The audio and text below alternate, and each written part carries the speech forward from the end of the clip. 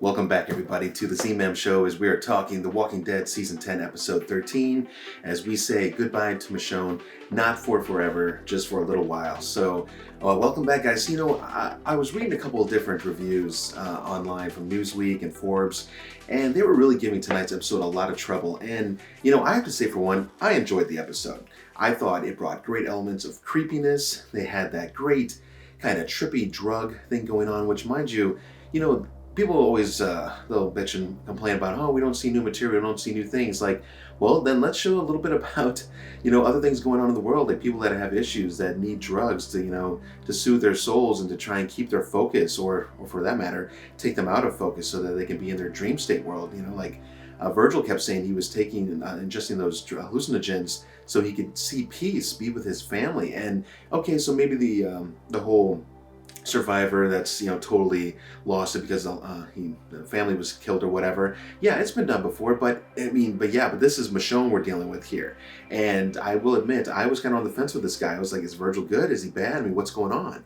And he almost had me convinced, but I was just like, man, something's not right with this guy, especially when we found out and he got to the island and his family was already dead. I mean, Michonne could already smell the BS from a mile away, so she was just kind of waiting to see what happened. So in that sense, Michonne wasn't making a fully stupid decision. She took a risk. She made a choice to come over to try and find weapons, ammunition, so forth, and try to believe this guy's story, which he ends up trapping her in that room. And when she went snooping around and we were hearing that, I thought at first it was zombie voices, in the room. And then I'm like, man, those are human voices. And she realized it too.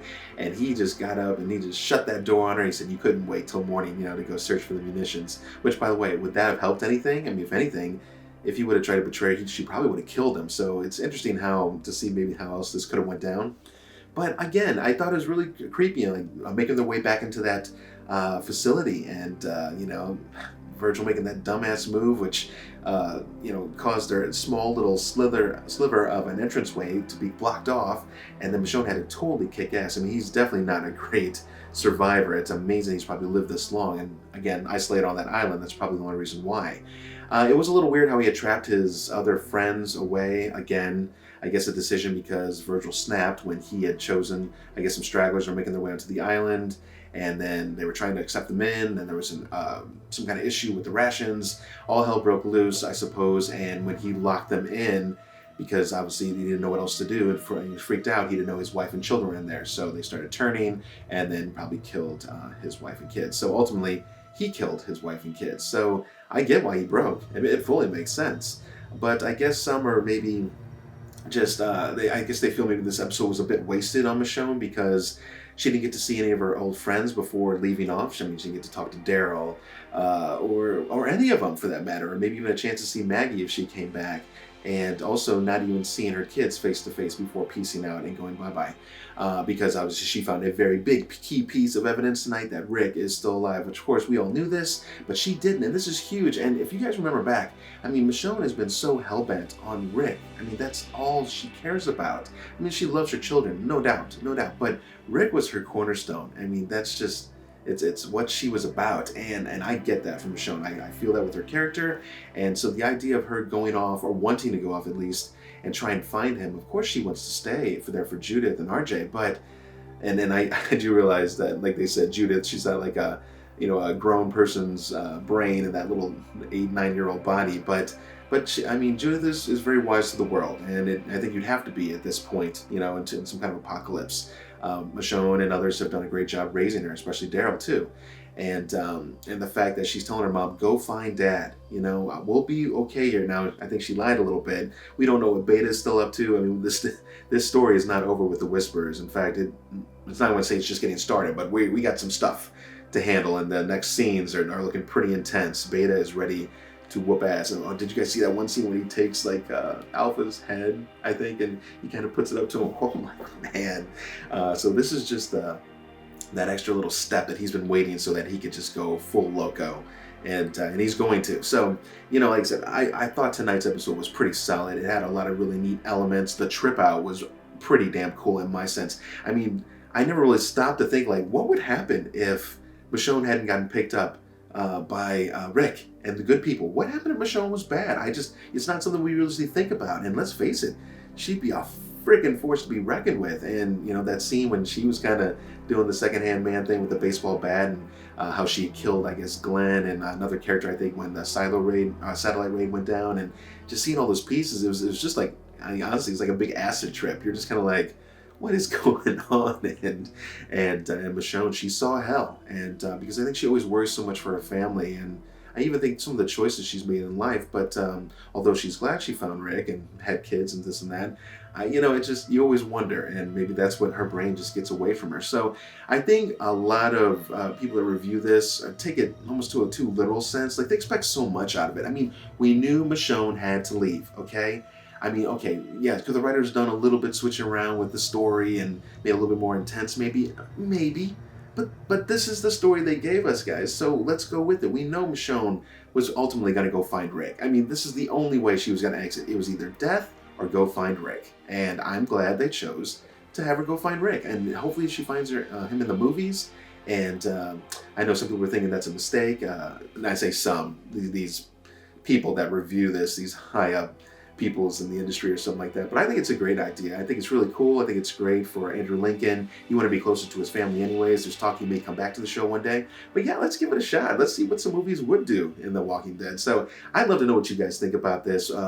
Did you like tonight's episode? And do you think it was a fair send-off for Michonne? I mean, yeah, I would have liked it. Probably maybe she had a little more camaraderie with her friends before she left off. But I think that's just kind of Michonne's style. She said bye to who she really needed to. She said goodbye to Judith and RJ, and now she's going on. Now, I think that was a little odd, no, maybe a little more than odd, is we kept having references back to her little zombie guards, right? And so at the very end, she slices and dices them up, which I think is amazing. I think she's like the Cuisinart, or like, the artiste of the katana blade. And she's just like, just messing with it. I thought that was really cool. But just to create those, right? And then she had him walk with them. And then she comes across a few stragglers. And of course, she's kind of on her guard or whatever like that. And they're saying, can you help us? They're not going to wait for us or whatever. And she turns and she sees this big something in the distance, which we'll talk about in just a second.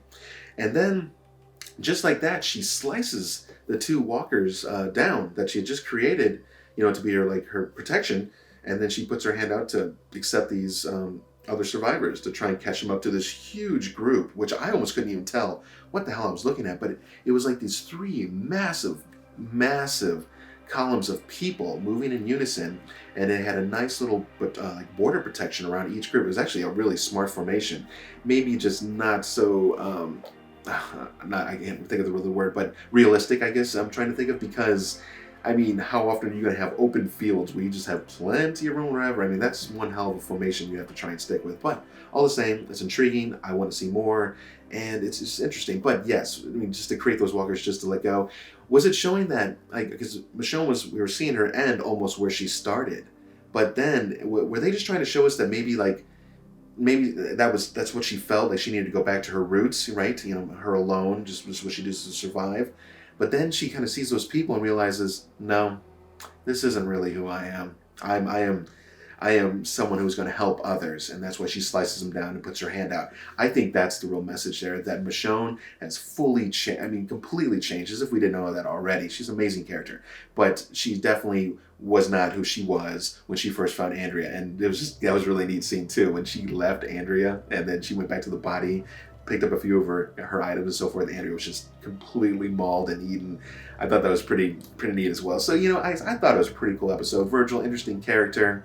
Some feel wasted on the character, but I think the guy did Virgil, the actor did him justice. He had lost it. He was a nut. And even when given the chance to finally leave the island, he says, I promised them I would give them flowers every day. I mean, you can't just snap out of crazy. I mean, he's there. And so he's stuck there now on that island forever, unless he ever wanted to build a raft or something, which probably won't.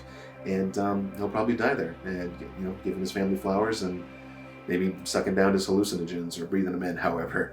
And as for the other three or so, those researchers, which now apparently are boat mechanics, as my wife said. I know, I used to give Fear of the Walking Dead a lot of shit because suddenly, they can pilot airplanes and they can build tanks and they can do all this crazy stuff. Yeah, maybe a little far-fetched that they could, hodgepodge that engine back together. I wouldn't know the first thing about it, but give me a manual, probably still couldn't do it. But I thought Michonne said something about how she was going to give them directions to go home, meaning Alexandria or Oceanside or whatever.